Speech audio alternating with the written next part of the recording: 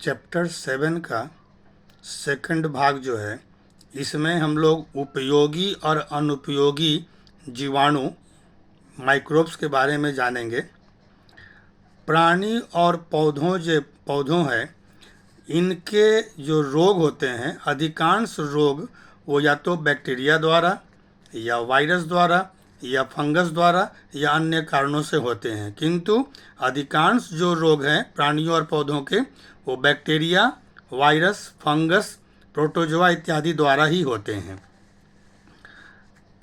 पहले बताया गया है कि ये बैक्टीरिया, वायरस, फंगस ये हमारे शरीर में भोजन, जो हम लोग खाना खाते हैं, किसी तरह का भोजन, वायु, हवा के द्वारा, जल, पानी के द्वारा, रक्त इत्यादि के माध्यम से हमारे शरीर में ये प्रवेश करते हैं। तो ये रोग का अधिकांश कारण बैक्टीरिया और वायरस, फंगस इत्यादि हैं। कुछ ऐसे रोग जो बैक्टीरिया द्वारा होते हैं, उनमें अस्थमा, दमा, ये सांस की बीमारी है जिसमें दम फूलने लगता है, फेफड़े का बीमारी है ये। कॉलेरा, डायरिया, ये सब पेट की बीमारी है। टाइफाइड, ये एक तरह का बुखार होता है। टेटनस, ये भी बीमारी है। होपिंग कफ, इसको हम लोग होपिंग खांसी कहते हैं, होपिंग कफ कहते हैं। ये डिप्थेरिया, न्यूमोनिया इत्यादि जो बहुत से बीमारियां हैं जो बैक्टीरिया के द्वारा होती हैं। इन सब बीमारियों के बारे में हम लोग 9 क्लास का चैप्टर 4 में लाइफ साइंस में बढ़िया से पढ़ेंगे। अभी हमें इतना जानना है कि बैक्टीरिया कौन कौन सा रोग फैलाता है। उसमें दमा, cholera, diarrhoea, typhoid, tetanus, whooping cough, diphtheria, pneumonia इत्यादि है। इसके बाद जो वायरस है, विषाणु, जो पहले बताया गया है, विषाणु, वायरस, इससे होने वाला रोग इन्फ्लुएंजा है, जिसको हम लोग फ्लू भी कहते हैं। इसमें बुखार होता है, सर्दी खांसी होती है। स्मॉल पॉक्स और चिकन पॉक्स, इसको बोलते हैं हम लोग ऐसे माता बोलते हैं, ये चेचक भी कहा जाता है। ये बड़ा पॉक्स है चेचक, ये चिकन पॉक्स है। आजकल चिकन पॉक्स अधिक होता है, स्मॉल पॉक्स बहुत कम होता है। इसके अलावा मम्स हैं, पोलियो है, हेपेटाइटिस ए, बी, सी इत्यादि, डेंगू, एड्स इत्यादि सब रोग जो हैं ये वायरस से होते हैं। तो हमें अभी इनके बारे में जानना है कि वायरस से कौन कौन से रोग होते हैं। अब इन रोगों के बारे में बढ़िया से हम लोग 9 क्लास में जानेंगे। इसके बाद है प्रोटिस्टा। प्रोटिस्टा में हम लोग प्रोटोजोआ के बारे में जानेंगे। इसमें जो मलेरिया है, मलेरिया का कारण एक प्रोटोजोआ है और जिसे प्लाज्मोडियम कहते हैं। वो मादा एनोफिलिस मच्छर के काटने से जो प्रोटोजोआ है वो हमारे बॉडी में चला आता, रक्त में चला आता है, जिससे मलेरिया होता है। काला ज्वर, स्लीपिंग सिकनेस, ये प्रोटोजोआ के कारण होती है। एक इसमें एंट अमीबा भी है जो हमारा पेचिस, आंव का रोग पैदा करता है, ये भी हानिकारक है। फंगस या छत्रक, ये जो दाद, खाज, खुजली जो हम लोग को होता है, स्किन डिजीज, उसका कारण ये फंगस है। ये हैजा रोग भी उत्पन्न करता है।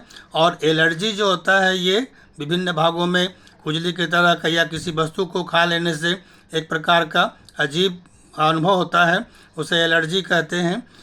इसके अलावा नाक, कान, गला, मुख, फेफड़ा का रोग भी होने का कारण ये फंगस ही है। फूड पॉइजनिंग, अगर हम दूषित भोजन हम लोग कर लेते हैं तो वो उससे जो हमारा तबीयत खराब होता है उसको हम लोग फूड पॉइजनिंग कहते हैं। तो ये फंगस के द्वारा था। इसमें बैक्टीरिया हो गया, वायरस हो गया और प्रोटोजोआ प्रोटिस्टा हो गया, फंगस छत्रक हो गया।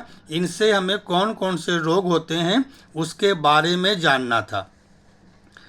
अब हमें जानना है कि बीमार होने पर जब हम डॉक्टर के पास जाते हैं तो वो हमें एंटीबायोटिक्स देते हैं, और इसके साथ एक विटामिन भी कोई देते हैं, खास करके विटामिन बी जो ग्रुप का विटामिन है वो देते हैं, बीकोसूल वगैरह।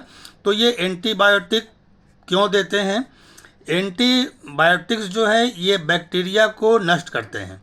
तो बैक्टीरिया को जब नष्ट करते हैं तो हमारे जो आंत है उसमें भी कुछ लाभदायक बैक्टीरिया हैं जो विटामिन को उत्पन्न करते हैं, उन्हें भी नष्ट कर देते हैं। तो वो विटामिन नष्ट कर देने की वजह से, वो बैक्टीरिया नष्ट हो जाने से विटामिन की कमी होने लगती है, जिसके वजह से वो एंटीबायोटिक्स के साथ साथ वो विटामिन का कैप्सूल या टैबलेट भी देते हैं। छोटी आंत जो हमारी है, जिसको हम लोग स्मॉल इंटेस्टाइन कहते हैं, इसको बढ़िया से 10 क्लास में पढ़ोगे। इसका जो में बैक्टीरिया है जो विटामिन डी को बनाता है, तो वही जो विटामिन डी को बनाता है और विटामिन B12 B12 ये रक्त बनाने में सहायता करता है, तो इसी को ये भी नष्ट हो जाता है, जिसके वजह से डॉक्टर इसको पेशेंट को विटामिन का भी टैबलेट या कैप्सूल लिखता है। कुछ रंगीन छत्रक जैसे एगेरिकस मशरूम कहते हैं हम लोग, तो ये एकदम वाइट होता है, वो बढ़िया होता है, लेकिन कुछ कलरफुल होते हैं, हल्के हल्के कई रंगों के होते हैं, ब्राउन कलर के होते हैं, वो हमारे लिए हानिकारक होते हैं, वो विषैले होते हैं।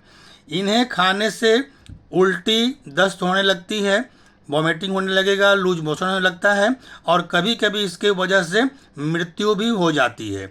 तो इसीलिए जो बाज़ार में रंगीन छत्रक मिलता है हमें नहीं खाना चाहिए, और जो दुकान में मशरूम जो मिलता है वो छत्रक ये गोल आकार के इस तरह का, वो उसे ही खाने से ठीक रहता है, उसमें जहर नहीं होता है, ये प्रोटीन का बढ़िया स्रोत है। सहजीवी, इसको हम लोग सिम्बायोसिस कहते हैं। पारस्परिक लाभ के लिए जब दो सजीव एक दूसरे पर निर्भर करते हैं तो उसे हम लोग सहजीवी या सहजीविता कहते हैं। मटर का जो जड़ होता है, इसके जड़ में कई गांठें होती हैं, उस गांठ में राइजोबियम लेग्यूमिनेसरम नामक एक बैक्टीरिया पाया जाता है, जो जिससे मटर को भी लाभ है और बैक्टीरिया को भी लाभ है। यह मटर का पौधा बैक्टीरिया को ग्लूकोज देता है जो इसका भोजन है, और इसके बदला में जो बैक्टीरिया है ये मटर को नाइट्रोजन देता है जो प्रोटीन का निर्माण करता है। तो दोनों का इससे लाभ होता है। इस प्रकार के जीवन को हम सहजीवी कहते हैं। एक है मृत जीविता, सेप्रोफाइटिज्म या मृत जीवी। ये सड़े गले पदार्थों से अपना भोजन जो प्राप्त करते हैं उसे मृत जीविता कहते हैं। इसमें एगेरिकस या मशरूम जो है ये इसमें आता है, जो मृत जीवी पौधा है। कुछ फंगस भी इसमें आते हैं। हम लोग जो खेती करते हैं, अनाज उगाते हैं, तो उनके लिए नाइट्रोजन ऑक्सीजन की आवश्यकता होती है। तो कुछ बैक्टीरिया ऐसे होते हैं, जैसे ऊपर बताया गया था, वो राइजोबियम वो नाइट्रोजन देता है, साइनोबैक्टीरिया ऑक्सीजन देता है। इस प्रकार उसको खेती के लिए ऑक्सीजन नाइट्रोजन बैक्टीरिया ही प्रदान करते हैं, जो लाभ में आता है। जूट जो पौधा होता है, पाट का, जूट का, उसको काटने के बाद किसी गड्ढे में डाल दिया जाता है सड़ने के लिए। तो सड़ाने वाला काम भी बैक्टीरिया और फंगस ही करता है, जिससे सड़ा कर जूट बनता है और जूट से बोरा वगैरह बनाया जाता है। जो लेग्यूम जाति के पौधे हैं, दाल, सोयाबीन, चना, मटर इत्यादि, इसके जड़ में राइजोबियम जो बैक्टीरिया होता है, पहले बताया गया है, वो नाइट्रोजन वायुमंडल का या मिट्टी का नाइट्रोजन को ये पौधों को प्रदान करता है। तो ये नाइट्रोजन फिक्सेशन, इसे कहते हैं नाइट्रोजन स्थिरीकरण, इसमें ये सहायक होता है। इसके बारे में बढ़िया से हम लोग 9 और 10 में जानेंगे। तो ये कुछ पौधों के लिए बैक्टीरिया काम आता है नाइट्रोजन ऑक्सीजन प्रदान करने के लिए। अब हमको जानना है भोजन। अब जो बैक्टीरिया जो है इसकी भूमिका, बैक्टीरिया का भूमिका भोजन में है। जैसे हम लोग दूध से दही बनाते हैं। दूध जो है हल्का गर्म जब रहता है 37 के आसपास, तो इसमें हम लोग कुछ थोड़ा दही डाल देते हैं। डालने से कुछ समय बाद, 2-3 घंटे बाद, वो लैक्टोबैसिलस नामक बैक्टीरिया जो दही में रहता है वो अपनी संख्या को बढ़ाने लगता है और पूरा दूध को दही में बदल जाता है। तो उस दही में लैक्टिक एसिड रहता है। तो ये दूध का भी, दूध से दही बदलने में लैक्टोबैसिलस बैक्टीरिया की भूमिका है। कुछ फंगस जैसे ईस्ट या हम लोग खमीर भी कहते हैं, इसका उपयोग चीज़ बनाने में, केक बनाने में, पनीर बनाने में, इडली, डोसा, पाव रोटी इत्यादि बनाने में ये ईस्ट पाउडर का प्रयोग किया जाता है, जो हमें बाज़ार से उपलब्ध हो जाता है। गन्ना का रस होता है, जिसको वो ईख का रस कहते हैं, शुगर कैन। इसका रस को अगर हम किसी बर्तन में ढककर कपड़ा से छोड़ दें तो उसमें ईस्ट नामक जो फंगस है ये आकर उसको फर्मेंटेशन करता है और एसिटिक एसिड बनाता है, जिसके वजह से वो सिरका बन जाता है। इसका उपयोग हम लोग विभिन्न प्रकार के भोजन व्यंजन में, अचार में इसका उपयोग करते हैं। अल्कोहल का भी निर्माण हो जाता है। ताड़ का जो रस होता है, जिसको हम लोग ताड़ी कहते हैं, तो ताड़ का रस में भी ये ईस्ट चला आता है और चल आकर ये फर्मेंटेशन करता है और उसमें के ग्लूकोज को तोड़कर वो बनाता है इथाइल अल्कोहल। एक तरह का शराब ही है जो उसको उत्पन्न कर देता है ताड़ के रस में।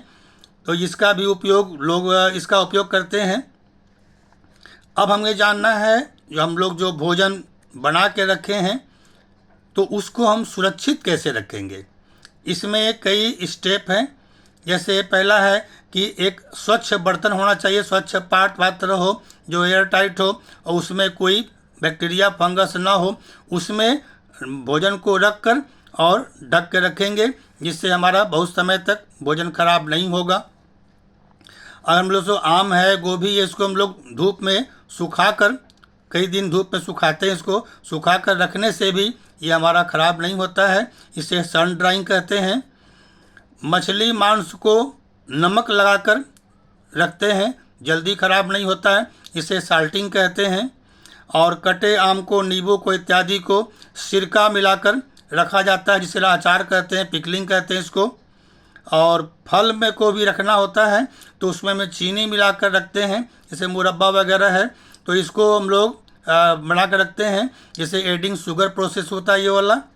और सबसे बढ़िया साधन है रेफ्रिजरेटर। हमारे जो घर में फ्रिज होता है, उसमें रेफ्रिजरेटर में हम लोग अगर वस्तु को रखते हैं तो कई दिनों तक वो ख़राब नहीं होता है। एक विधि है पास्चराइजेशन।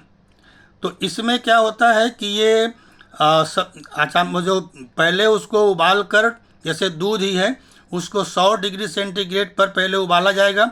उबालने के बाद जब उसको अचानक ठंडा करके और फिर इसको एकदम ठंडा कर दिया जाएगा, तो उस विधि को हम लोग पास्चराइजेशन कहते हैं। आजकल जो मदर डेयरी या मेट्रो डेयरी का जो दूध है वो उसमें लिखा होता है पास्चराइज्ड मिल्क। तो उसको इस तरीक़ा से भी हम लोग दूध को, जब तक वो ठंडा रहता है तब तक फटता नहीं है। तो ये सब तरीक़ा से हम लोग भोजन को बचा के रखते हैं।